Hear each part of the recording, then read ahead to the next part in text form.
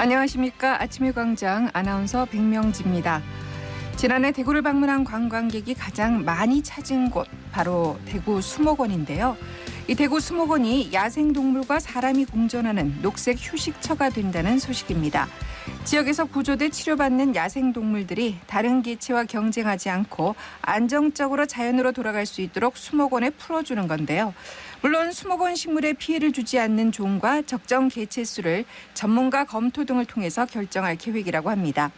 시기는 오는 10월 14일쯤으로 예정하고 있고요. 야생동물 10여 마리와 꿩, 다람쥐 등 소동물 100여 마리를 방사할 계획인데 이 수목원 안에 방사하더라도 가까운 앞산이나 청룡산 등으로 서식지를 이동할 수 있어서 과도한 번식 등의 우려는 크지 않다는 것이 대구시의 설명입니다.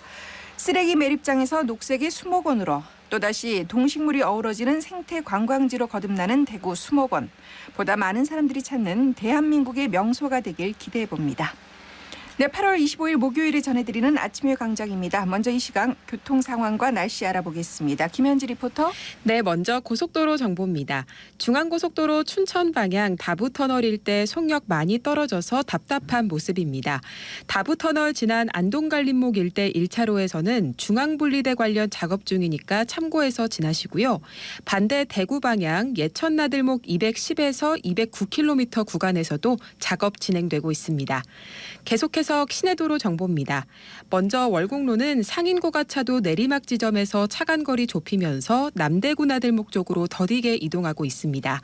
동북로는 복현고가차도 직전부터 밀리기 시작해서 연암내거리 침산교 쪽으로 가다서다 반복하고 있습니다. 반대 연암내거리에서 공산수원지 삼거리 쪽으로도 신호 2번까지 필요하겠습니다. 호곡로는 구구터널에서 도곡내거리 쪽으로 교통량 꾸준한데요. 많이 지체되진 않지만 이후 서변지하차도 지나 산격대교 건너기 어렵겠습니다. 마지막으로 날씨 정보입니다. 이 시각 대체로 흐린 가운데 날이 제법 선선한데요. 낮 최고 기온은 어제보다 3도에서 5도 높은 30도 안팎을 보이겠습니다. 한 주 사이에 기온 변화가 큽니다. 옷차림 신경 써주셔야겠습니다. 오늘 하늘에 구름 많은 가운데 경북 북부에는 오전부터 저녁 사이 5mm 미만의 비가, 대구와 경북 남부 내륙에는 밤에 약한 비가 쏟아지겠습니다. 또 오전엔 가시거리 200m 미만의 짙은 안개가 끼는 곳이 있으니까요. 안전운전하시기 바랍니다.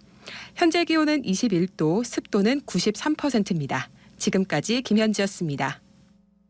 지역 시사정보 프로그램의 중심, KBS 대구 제일라디오 아침의 광장을 듣고 계십니다.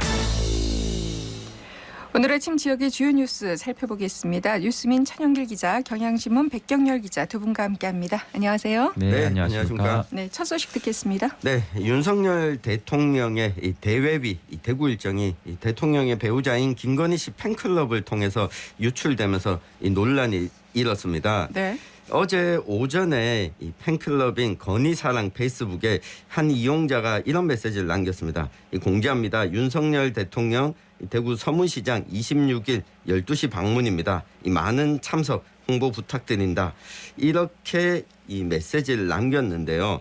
이 대통령의 외부 일정은 통상적으로 이 경호 문제 때문에 행사 종료 전까지는 알려지지 않습니다. 그렇죠. 예. 이 언론에도 엠바고를 조건으로 이 개략적인 내용만 공지가 되는데 이 구체적인 방문 장소와 시간까지 이 팬클럽을 통해서 공개가 된 겁니다. 이 때문에 홍준표 대구시장도 이 본인의 SNS를 통해서 이 강도 높게 좀 비판하고 나섰는데요. 이 대통령 행사는 공식 발표 직전까지 철저하게 비밀이 되어야 한다. 이건 경호 때문이라며 이 대통령 동선 역시 마찬가지다. 이 많은 대통령을 거쳤어도 영부인의 팬카페가 있다는 소리는 한 번도 들어본 적이 없다. 이렇게 지적을 하기도 했습니다. 네. 이 당초 윤석열 대통령은 지난 7일에 이 대구를 방문하는 일정을 예정했었는데 이 서울에서 발생했던 수해 문제로 이 취소를 했습니다. 네. 이와 관련해서도 일정이 대구에서도 일부 기자들을 상대로는 공개가 됐지만 외부로는 알려지지 않았거든요. 네. 26일에 윤석열 대통령이 대구를 방문한다고 하는데 이런 경호 문제 앞으로도 계속 좀 벌어질지 지켜봐야겠습니다. 네. 다음 소식은요. 네, 대구시가 최근 안동댐을 취수원으로 활용하겠다는 구상을 좀 밝힌 데 대해서 시민단체가 수질 오염 등을 이유로 반대하고 나섰습니다. 대구의 시민단체 말씀하시는 그렇습니다. 거죠? 예. 대구 경북 쪽도 포함이 되어 있습니다. 네. 대구 환경운동연합 등 25개의 시민 사회단체와 정당이 어제 그 대구시 동인동 청사 앞에서 기자회견을 열고 이같이 밝혔는데요. 시민단체는 수돗물의 안전대책 마련도 대구시에 촉구를 했습니다. 시민단체는 그 안동댐이 이미 그 낙동강 최상류에 있는 영풍 석포제련소에서 나온 중금속으로 오염된 만큼 안전하지 않다고 주장을 했는데요. 실제 환경부가 지난 5월 공개한 이 낙동강 상류의 수질 퇴적물 측정 결과를 보면 석포제련소에서 안동댐 구간의 이제 퇴적물 카드뮴 농도가 나쁨에서 매우 나쁨 수준으로 나타난 바 있습니다. 네. 이 시민단체는 안동댐을 취수원으로 삼는데 현실적인 제한 사항도 있다고 밝혔다고요? 그렇습니다. 안동댐을 취수원으로 활용하게 되면 엄청난 비용을 들고 또 이전 과정에서 다른 지자체와의 갈등 문제 등도 예상된다는 게 이게 시민단체의 주장인데요. 이 밖에 시민단체는 그 취수원을 안동댐으로 옮길 경우 낙동강 주변의 무분별한 개발도 우려된다고 밝혔습니다. 그래서 이제 낙동강으로 유입되는 오염원을 줄이고 인근 산업단지를 철저히 관리하는 등의 노력을 통해서 이 수질을 개선해야 한다는 게 시민단체의 시각인데요. 대구시가 이제 구미 해평취수장에서 물을 끌어오는 기존의 취수원 다변화 사업 절차를 중단하고 안동댐 물을 취수원으로 활용하는 방안을 추진하고 있습니다. 네. 홍준표 시장이 약 1조 4천억 원을 들여서 관로를 설치해 이 안동댐과 이마댐의 물을 대구 취수원으로 사용하겠다는 입장을 밝힌 바가 있거든요. 이게 홍 시장과 이제 공기차 안동시장도 지난 11일 대구에서 만나서 낙동강 상류댐의 물을 대구시가 이용하는데 원칙적으로 협력한다고 이렇게 좀 합의한 바가 있긴 합니다. 대구시는 안동시와 실무 추진단을 구성하고 한국수자원공사 및 정부와도 정책 협의를 벌이기로 했다는 건데 이에 대해서 이제 대구시 측은 그 환경단체가 우려하는 것처럼 안동댐 퇴적물에서는 이제 취수를 하지 않는다며 안동댐으로 취수원을 옮기게 되면 1급수인 안동댐의 물을 그 안정적으로 공급받을 수 있다 이렇게 밝혔습니다. 네. 마지막으로 한 가지만 더 듣겠습니다. 네, 30대 여성 A 씨가 이 자폐증이 있는 2살 이 비군을 살해한 다음에 극단적인 선택을 해서 좀 안타까움을 더하고 있는데요. 네. 우리 나이로 4살인 이 비군은 일반 어린이집을 다녔고 이 국가로부터는 장애 관련 등록 또는 상담이나 이 지원을 받지 않은 것으로 파악이 됐습니다. A 씨는 가족에게 미안하다는 내용의 유서를 남긴 것으로 알려졌는데요. 이게 통상 자폐증 또는 이 자폐 스펙트럼 장애가 있는 아이는 외적으로는 또 비장애인과 구분이 좀 쉽지 않고요. 일반적인 비장애인 아이와 비교했을 때 유별난 행동, 위협적인 행동을 했을 때 이걸 부모가 아이를 잘못 키워서 그렇다라고 하는 인식이 있는데 그렇지 않고 이것이 장애를 갖고 있어서 그렇다. 이런 인식 개선이 좀 필요하다고 이 전문가들은 이야기를 하고 있습니다. 안타까운 이 비군의 모습도 안타깝고 또 극단적인 선택을 한 A 씨도 안타까운데 이런 일이 좀 다시는 좀 벌어지지 않아야겠습니다. 네.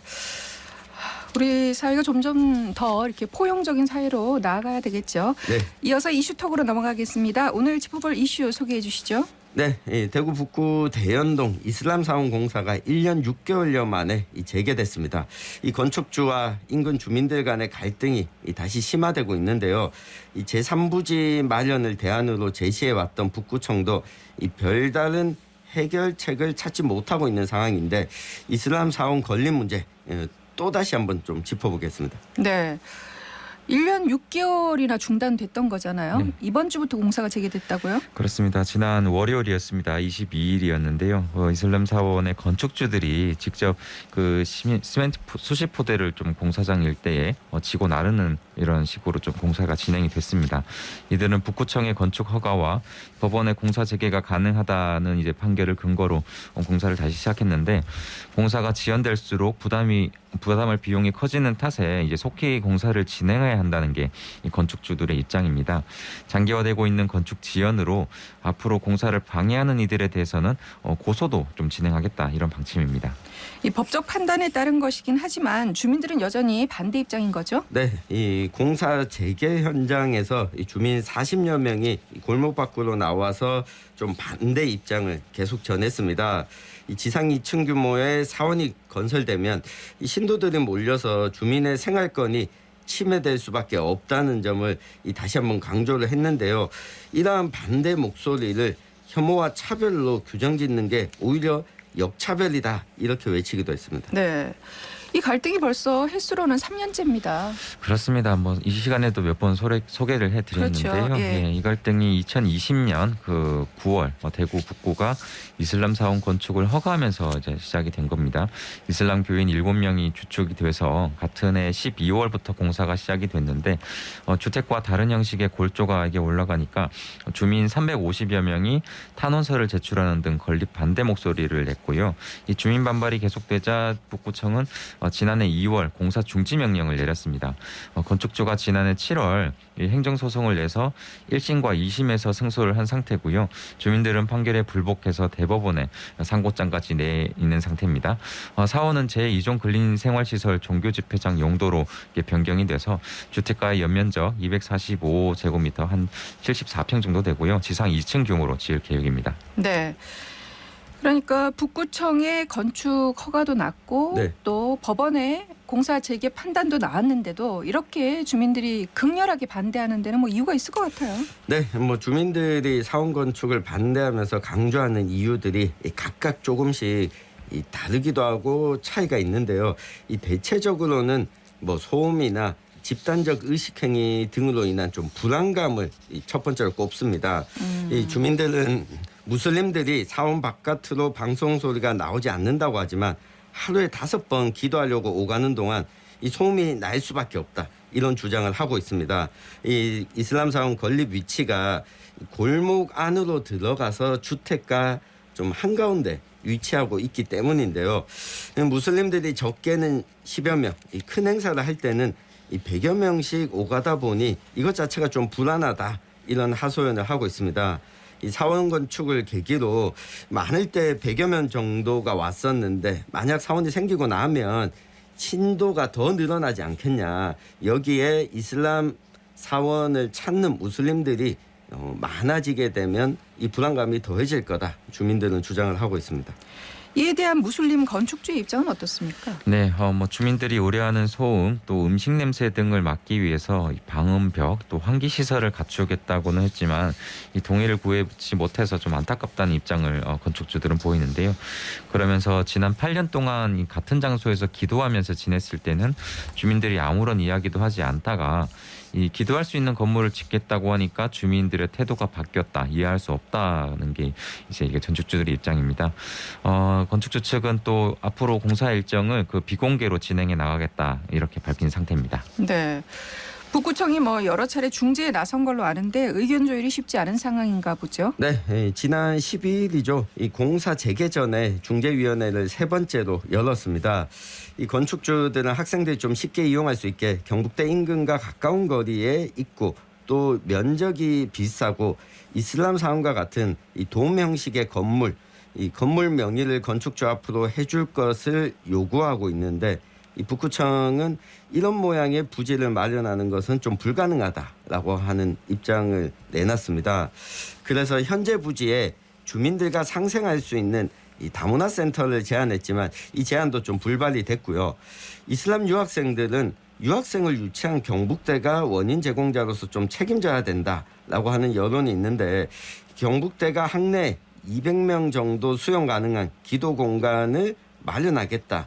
이렇게 밝혔는데 무슬림들은 이 기도를 할 수 있는 시간대가 제한이 된다면 이건 또 불가능하다라고 좀 반대 입장을 냈습니다.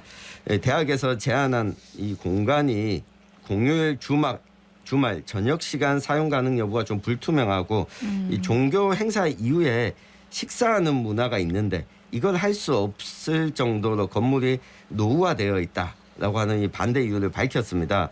이러면서 북구청의 제안, 이 경북대의 제안까지도 모두 다 좀 성과를 내지 못했습니다. 네. 말씀 듣고 보니까 저 개인적인 생각으로는 경북대 학내에 유치하는 게 제일 좋지 않을까 그런 생각이 드는데 더 이상 이견을 좁힐 방안은 없나요? 네, 뭐 주민들은 어떤 형태로든 이런 주거 밀집 지역에 종교 시설이 들어서서는 안 된다는 입장이고요. 반면에 무슬림 건축주들은 법적으로 문제가 없고 그 주민들이 우려하는 수준의 불편이 없을 거라고 이렇게 주장을 하는 겁니다. 무엇보다도 이 갈등이 그 거의 한 1년 6개월 넘게 이게 이어지면서 무슬림과 주민들 사이에 불신이 좀 깊게 자리 잡았다는 겁니다. 서로를 좀 믿지 못하니까 회의에서 오간 이야기가 되려 이제 그 새로운 갈등의 불씨가 되고 이런 상황이 반복이 되고 있거든요. 주민들 또한 사원 이전만을 좀 요구하고 있어서 해결이 어려운 상황인데 양측의 의지가 있다면 또 한번 뭐 중재 회의를 열 수는 있지만 현재로서는 이 의지가 없어 보인다는 게 이제 북구청의 입장입니다. 네. 사실 이 이슬람 사원 건축 문제뿐 아니라 우리 사회 전반에 지금 뭐 극과 극 대립 양상이 이어지면서 정치가 실종됐다 이런 네. 말들 많이 하지 않습니까? 이 갈등의 골이 이렇게 깊어지기 전에 대화 중재의 노력을 좀 더 적극적으로 했더라면 좋았을 텐데 하는 생각이 드네요. 맞습니다. 우리 앵커께서 이야기하신 것처럼 이 정치의 노력이 좀 부족하지 않나 싶은데요. 이렇게 갈등 상황이 3년째 지속되는 와중에도 뭐 대구시 의회나 이 북구의회에서 이 갈등을 조절하기 위한 뭐 특별위원회, 이 기구 등도 만들어지지 않았거든요. 그리고 뭐 이렇게 이 목소리를 수렴하는 이 정치인들을 찾아보기도 좀 어렵고요. 맞습니다. 이 갈등은 생길 수밖에 없지만 이걸 해결하기 위한 기구가 좀 만들어져야 된다라고 하는 제안이 나오고 있는데요.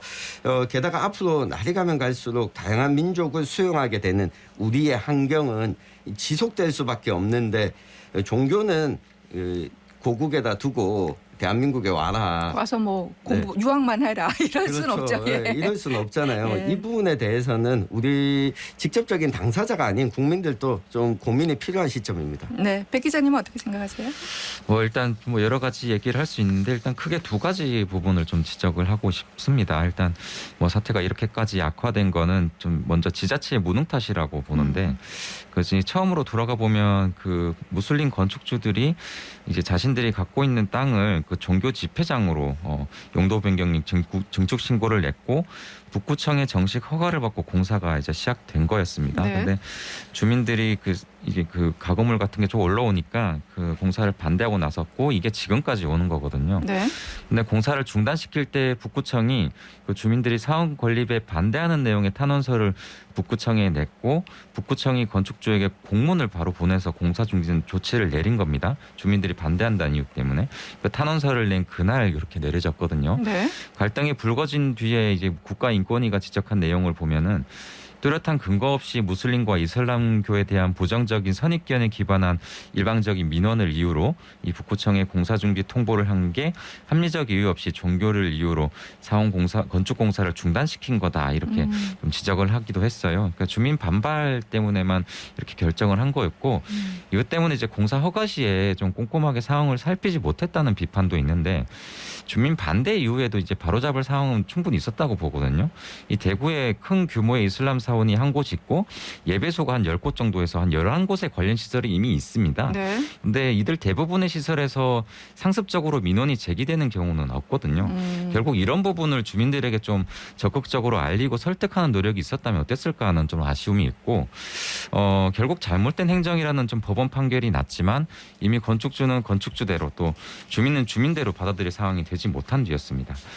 그리고 뭐 앞서 청 기자가 잠깐 언급한 대로 우리 사회가 과연 좀 이렇게 성숙한 게 맞나 뭐 혐오와 차별이라는 뭐 옷을 아직 벗지 못하고 있는 게 아닐까 하는 부분이 있습니다. 네. 시민단체 같은 경우에는 이 사안을 대구 북구에 한정된 문제가 아니라 대구시 또 한국 사회의 문화적 다양성을 검증하는 사안으로 좀 부각되고 있다며 안타깝지만 대구가 좀 이런 세계 시민으로서는 조금 떨어지는 이런 후진 도시라는 오명을 쓰고 있다 이런 비판을 하기도 했습니다. 네, 지금까지 뉴스민 천영길 기자, 경향신문 백경영 기자 두 분과 말씀 나눴습니다. 고맙습니다. 네, 감사합니다. 고맙습니다.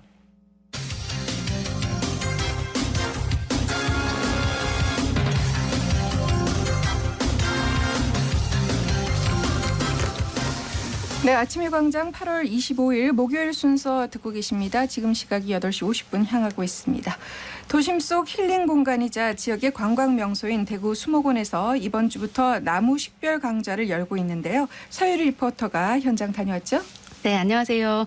대구 수목원에서는 이번 주와 다음 주 월요일에서 수요일까지 나무 식별 강좌를 진행하고 있는데요. 소나무와 생강나무, 개수나무 등 다양한 나무의 특징을 알아보는 재미도 느끼고 또 시민들이 자연스럽게 자연의 소중함을 느낄 수 있도록 프로그램 구성했다고 합니다.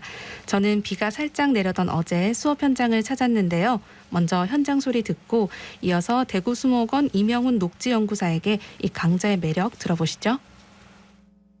이거를 이제 문질러서 냄새를 맡아보시면 약간 사이다 냄새처럼 이렇게 나요. 생강나무입니다. 우리나라의 어떤 가장 대표적인 식생이 신갈나무, 생강나무, 아군단이라고 말씀을 드린 적이 있어요. 여러분들이 한 번씩 봄에 한 3월달, 4월달 되면 노란 꽃 피죠, 노란 꽃. 그게 주변에 조경수로 보면 산수유라는 것도 아시죠?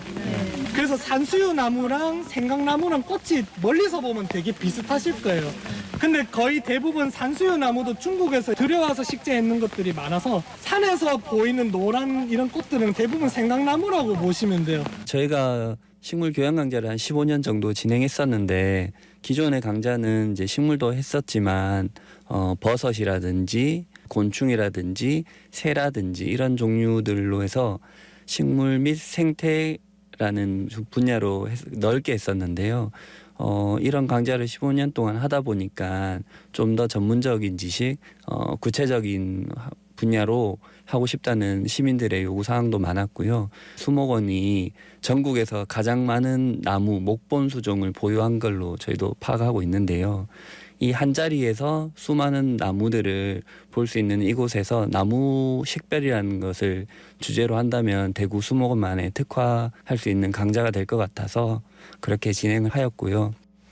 네, 사실 저도 이렇게 길을 가다가 아이들이 엄마 이거 무슨 나무야 할 때 당황스러울 때 많거든요. 네, 맞습니다. 이 수목원 곳곳을 돌아다니면서 다양한 나무들에 대해서 알아볼 수 있는 아주 좋은 시간인 것 같은데 이 강의가 무려 15년째 계속되고 있다고요? 네, 맞습니다. 이 대구 수목원에서 진행하는 여름 교양 강좌가 그만큼 시민들에게 많은 사랑을 받고 있다는 방증일 텐데요. 기존에는 이론 수업 위주로 강의를 했다면 이번에는 현장 체험이 더해져서 수강생들이 직접 식물을 만져보기도 하고요. 또 바라볼 수 있게 구성을 했습니다. 수업을 진행한 강사의 이야기 들어보시죠. 국립백두대간 수목원 보전보건실 박병주 주임이라고 합니다. 오늘은 국내에 자생하는 침엽수에 대해서 분류하고 동정하는 부분과 동시에 침엽수가 자라는 형태적 특징이라든지 생태학적 특징에 대해서 강의를 하게 되었습니다. 일반적으로 오해하고 있는 게 은행나무 같은 경우가 이제 제일 대표적인데 은행나무는 침엽수에 해당이 되는데요. 다들 화렵수로 이렇게 생각하시는 분들이 많았습니다. 교육이다 보니까 조금 더 디테일한 설명이 필요한 것 같아서 가도관이 있는 것들이 침엽수다. 이제 헛물관이 있는 것들이 이제 침엽수다 이런 식으로 말씀을 드린 것이 다들 좀 모르셨던 부분을 아시게 된 것 같습니다. 최근에 이제 울진이라든지 삼척 산불 피해가 이렇게 진행이 되면서 소나무에 대한 관심이 굉장히 많아졌거든요. 그런데 이제 일반 대중들 같은 경우에는 잎만 보고 잣나무하고 소나무를 되게 구분을 하기 어려워하시는 분들이 많습니다. 그래서 소나무 같은 경우는 바늘잎이 2개로 이루어져 있고요. 잣나무 같은 경우는 바늘잎이 5개로 이루어져 있는 그런 잎의 구조적 특징이 있습니다. 저는 주변에서 볼 수 있는 나무를 위주로 설명을 드렸는데 사실은 우리나라에서 자생하는 나무와 자생하지 않는 나무에 대해서도 좀 설명을 많이 드렸거든요. 예를 들면 자작나무 같은 경우도 우리나라에선 자생을 하지 않는다라는 것을 말씀을 드렸을 때 되게 새로운 것을 알아갔다고 이렇게 말씀하시는 분들도 많았습니다. 네. 서유리 리포터도 현장 수업 같이 들었죠? 네, 맞습니다. 도움되는 정보 얻었어요? 여러분에게 정보 공유하려고 저도 열심히 듣고 왔는데요. 네. 분홍색 꽃이 실처럼 피어나는 자기나무는 콩과 식물인데요. 이 토양의 교란이 일어날 때 이 콩과 식물은 질소 고정이라는 걸 하기 때문에 제일 먼저 심는다고 합니다.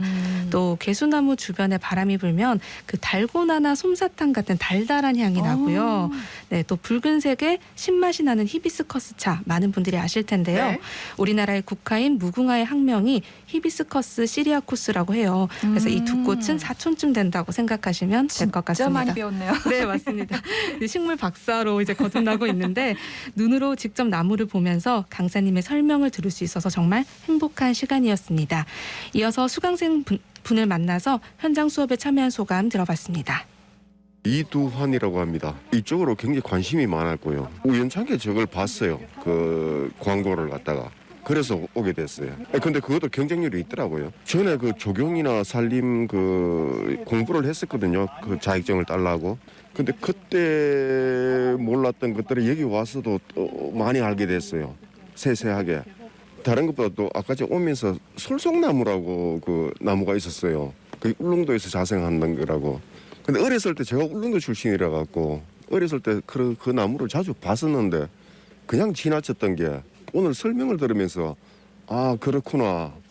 또 울릉도 자생향나무라든가 그 여기 와서 들었어요. 그쪽 출신인데도 그냥 흔한 나무였는데 여기 와서 그것이 어떤 나무라는 거, 그리 귀하다는 거, 그런 것에 대해서도 공부도 이론적으로 공부를 하게 돼갖고 너무 고맙더라고요. 제가 이직을 준비하는 사람이라서 그런지 몰라도 이것이 나중에 취업이라든가 앞으로 자기가 창업을 할 수 있다든가 그쪽으로 연결될 수 있는 교육도 같이 또 생겼으면 좋겠더라고요.